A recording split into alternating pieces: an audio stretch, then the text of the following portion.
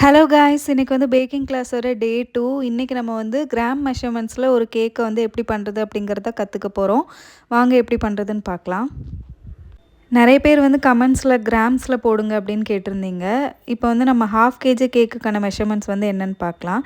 நான் இங்கே half KG measure பண்ணுறதுக்காக ஹாஃப் கப் வந்து எடுத்திருக்கேன். அது வந்து 125 ml. இப்போ நம்ம வந்து வெயிட் போட்டுக்கலாம். மைதாவை வந்து எப்போவுமே ஸ்பூன் வச்சு இந்த மாதிரி தான் எடுக்கணும். எடுத்து தான் நம்ம வந்து கப்பில் போடணும். ஒரேடியாக கப்பை வந்து மைதாக்குள்ளே முக்கி எடுக்கக்கூடாது. அப்படி நம்ம எடுக்கும்போது மெஷர்மெண்ட்ஸ் வந்து தப்பாக வரும். ஒவ்வொரு ஸ்பூனாக எடுத்து தான் நம்ம வந்து மெஷர் பண்ணணும். இது வந்து ஃபஸ்ட்டு ஸ்டெப்பு.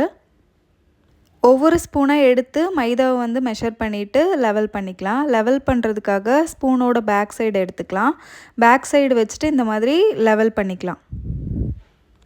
இது வந்து ரொம்ப ரொம்ப மஸ்ட்டு. நம்ம கேக் எப்போ பண்ணுறோமோ அந்த டைம்லலாம் இந்த மாதிரி கரெக்டாக லெவல் பண்ணணும். அப்போ தான் மெஷர்மெண்ட்ஸ் வந்து கரெக்டாக இருக்கும்.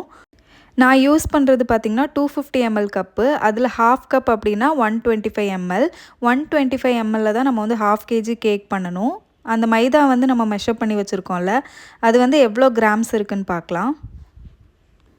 பாருங்கள், இப்போ நான் வந்து மைதா போடுறேன். நீங்கள் எப்போவுமே மைதா யூஸ் பண்ணும்போது நல்ல குவாலிட்டியான மைதாவாக வாங்கிக்கோங்க.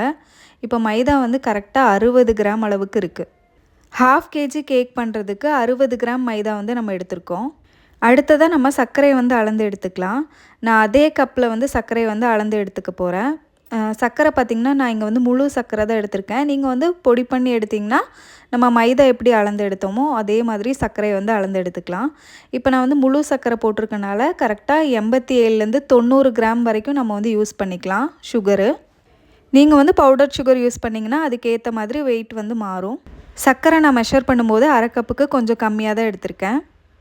இப்போ அடுத்த ஸ்டெப் வந்து என்னென்னு பார்த்தீங்கன்னா, நம்ம வந்து கேக்குக்கு தேவையான ட்ரை இன்க்ரீடியன்ட்ஸ் எல்லாமே சலிச்சு எடுத்துக்கலாம். நம்ம எடுத்து வச்சுருந்தோம்ல அந்த அரை கப் அளவுக்கு மைதா, 60 கிராம் மைதாவை வந்து ஆட் பண்ணியிருக்கேன். இது கூட நான் வந்து பேக்கிங் பவுடர் சேர்த்துக்கிறேன். இது வந்து அரை டீஸ்பூன் அளவுக்கு சேர்த்துக்கணும்.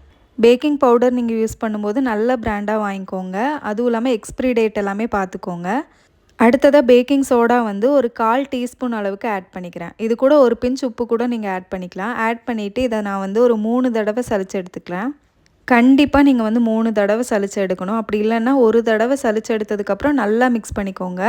அப்போ தான் கேக் வந்து ரொம்ப சாஃப்டாக கிடைக்கும். 3 தடவை சலிச்சு எடுத்ததுக்கப்புறம் ஒரு ஸ்பூன் வச்சு நான் இந்த மாதிரி மிக்ஸ் பண்ணிக்கிறேன். நம்ம சேர்த்த பேக்கிங் பவுடர், பேக்கிங் சோடா எல்லாமே ஈவனாக மிக்ஸ் ஆகணும். அடுத்ததாக ஒரு ட்ரையான க்ளீனான பவுலில் நான் 2 மீடியம் சைஸ் முட்டை வந்து ஆட் பண்ணிக்கிறேன். சின்ன முட்டையை ஆட் பண்ணிங்கன்னா ஒரு 3 முட்டை ஆட் பண்ணிக்கோங்க. நான் இங்கே வந்து மீடியம் சைஸ் முட்டை அப்படிங்கிறதுனால 2 முட்டை ஆட் பண்ணியிருக்கேன். முட்டை வந்து ரூம் டெம்பரேச்சரில் இருக்கணும். ஃப்ரிட்ஜில் வச்ச முட்டை எதுவுமே யூஸ் பண்ணாதீங்க. அடுத்ததாக இதில் வந்து அரை டீஸ்பூன் அளவுக்கு வெண்ணிலா எசன்ஸ் வந்து ஆட் பண்ணிக்கிறேன். இப்போ இதை வந்து நம்ம பீட் பண்ணிக்கலாம். இப்போ கொஞ்சம் கொஞ்சமாக சுகர் வந்து நம்ம ஆட் பண்ணி பீட் பண்ணிக்கலாம். பீட் பண்ணுறது வந்து டீட்டெயில்டாக நான் எவ்வளோ நிமிஷம் பீட் பண்ணணும் அப்படிங்கிறது ஒரு தனி வீடியோவே போட்டிருக்கேன். நீங்கள் வந்து செக் பண்ணி பாருங்கள், சேனலில் வந்து இருக்கும். 3 பேட்சாக நான் வந்து சுகர் ஆட் பண்ணியிருக்கேன். ஆட் பண்ணிவிட்டு சுகர் வந்து நல்லா மெல்ட் ஆகணும். நெக்ஸ்ட்டு ஸ்டெப் வந்து என்னென்னு பார்த்தீங்கன்னா, சுகர் வந்து நல்லா மெல்ட் ஆகிறது தான். அப்படி சுகர் நல்லா மெல்ட் ஆகலை அப்படின்னா நீங்கள் கேக் பண்ணும்போது கேக் பேக் ஆனதுக்கப்புறம் அந்த சுகர் வந்து அங்கங்கே தெரியும். அதனால் சுகர் வந்து நல்லா மிக்ஸ் ஆகி பீட் ஆகணும். இப்போ பாருங்கள், ஒரு 4லேருந்து 5 நிமிஷம் நான் நல்லா பீட் பண்ணிட்டேன். க்ரீமியாக வந்திருக்கு. கை வச்சு இந்த மாதிரி தொட்டு பார்த்திங்கன்னா எங்கேயாவது சுகர் இருந்தது அப்படின்னா இன்னும் 1 நிமிஷத்துக்கு பீட் பண்ணிக்கோங்க. இப்போ இது கூட நான் வந்து ஆயில் சேர்த்துக்கிறேன். நான் இங்கே சன்ஃப்ளவர் ஆயில் வந்து 2 டேபிள் ஸ்பூன் அளவுக்கு ஆட் பண்ணியிருக்கேன். ஆட் பண்ணிவிட்டு லோ ஸ்பீடில் ஒரு 30 செகண்டுக்கு பீட் பண்ணிக்கலாம். ஆயில் சேர்த்ததுக்கப்புறம் அதிக நேரம் நம்ம பீட் பண்ணிகிட்டே இருந்தோம்னா கேக் வந்து ரொம்ப கிறிஸ்பி ஆகிடும், சாஃப்டாக இருக்காது. அதனால் ஒரு 30 செகண்ட் பீட் பண்ணிவிட்டு பீட்டர் ஆஃப் பண்ணிடுறேன். இப்போ நமக்கு வந்து அடுத்ததாக பீட்டர் தேவையில்லை. பீட்டர் வந்து எடுத்து வச்சதுக்கப்புறமா நம்ம ட்ரை இன்க்ரீடியன்ட்ஸ் இருக்குல்ல, அது வந்து 3 பேட்சாக ஆட் பண்ணிக்கிறேன். ஃபஸ்ட்டு நம்ம ஆட் பண்ணுறது ட்ரை இன்க்ரீடியன்ட்ஸாக இருக்கணும். லாஸ்ட் நம்ம முடிக்கிறது ட்ரை இன்க்ரீடியண்ட்டாக தான் இருக்கணும். ஃபஸ்ட்டு நம்ம மைதாவை ஆட் பண்ணிவிட்டு அது கூட நான் வந்து 1 டேபிள் ஸ்பூன் அளவுக்கு லைட்டாக சூடாக இருக்கிற பால் ஆட் பண்ணியிருக்கேன். இப்போ அடுத்த பேட்ச் மைதா ஆட் பண்ணதுக்கப்புறம் திரும்பவும் 1 டேபிள் ஸ்பூன் பால் வந்து ஆட் பண்ணிவிட்டு லாஸ்ட்டாக மைதா போட்டு நான் வந்து பேட்டரை ரெடி பண்ணிக்க போகிறேன். மைதா, பால், அதுக்கப்புறமா மைதா, பால், லாஸ்ட்டாக வந்து நம்ம மைதாவில் வந்து முடிக்கிறோம். ஓவராக நம்ம வந்து மிக்ஸ் பண்ணக்கூடாது. விஸ்க் வச்சு லைட்டாக தான் நம்ம வந்து மிக்ஸ் பண்ணணும். நீங்கள் ஓவர் மிக்ஸ் பண்ணிங்கன்னா என்ன ஆகும்னு உங்களுக்கு கண்டிப்பாக தெரியும். கேக் வந்து ரொம்ப ஹார்ட் ஆயிரும், ரப்பர் மாதிரி ஆகிடும். அதனால் ஓவர் மிக்ஸ் வந்து எப்போவுமே பண்ணாதீங்க.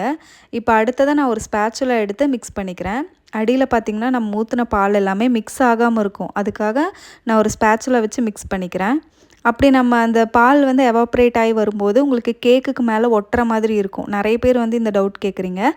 அது வந்து சரியாக மிக்ஸ் ஆகாதனால தான். இப்போ நான் 6 இன்ச் கேக் பேனில் பட்டர் பேப்பர் போட்டு ரெடி பண்ணி வச்சுருக்கேன். அதில் ஊற்றிட்டு நல்லா ஸ்ப்ரெட் பண்ணிக்கலாம். ஸ்ப்ரெட் பண்ணிவிட்டு நல்லா டேப் பண்ணிக்கலாம். டேப் பண்ணிவிட்டு தான் நம்ம வந்து பேக் பண்ணி எடுக்கணும். அப்போ தான் ஏர் பபிள்ஸ் எதுவுமே இல்லாமல் இருக்கும். ஓவனோட டைமிங் பார்த்திங்கன்னா 180 டிகிரியில் 10 நிமிஷம் ப்ரீ ஹீட் பண்ணிவிட்டு 2 ராடுமே ஆட் பண்ணிவிட்டு 35 நிமிஷம் பேக் பண்ணி எடுக்க போகிறேன். 35 நிமிஷத்துக்கு அப்புறம் கேக் வந்து கம்ப்ளீட்டாக கூல் ஆகிடுச்சு. சூப்பராக பேக் ஆகி வந்திருக்கு. கூல் ஆனதுக்கப்புறம் தான் நம்ம வந்து கட் பண்ணணும். கேக் வந்து ரொம்ப சாஃப்டாக வந்திருக்கு, ஸ்பாஞ்சியாக இருக்குது. இப்போ கேக்கை வந்து நான் கட் பண்ணி காமிக்கிறேன். இது வந்து கரெக்டாக உங்களுக்கு வந்து 1/2 kg மெஷர்மெண்ட் இருக்கும். நீங்கள் வந்து ஐசிங் பண்ணும்போது கரெக்டாக 500 கிராம் அளவுக்கு வரும். நீங்களும் பேக்கிங் கற்றுக்கணும் அப்படின்னு நினச்சிங்கன்னா நம்ம சேனலை மறக்காமல் சப்ஸ்கிரைப் பண்ணிக்கோங்க. இந்த வீடியோ உங்களுக்கு யூஸ்ஃபுல்லாக இருந்துச்சுன்னா எனக்கு ஒரு லைக் கொடுங்க. அடுத்தடுத்து பிகினர்ஸ்க்கான எல்லா வீடியோஸுமே நான் வந்து போடுறேன். நீங்கள் இந்த வீடியோவை எந்த ஊர்லேருந்து பார்த்துட்ருக்கீங்க அப்படின்னு எனக்கு கமெண்ட் பண்ணுங்கள். தேங்க்யூ.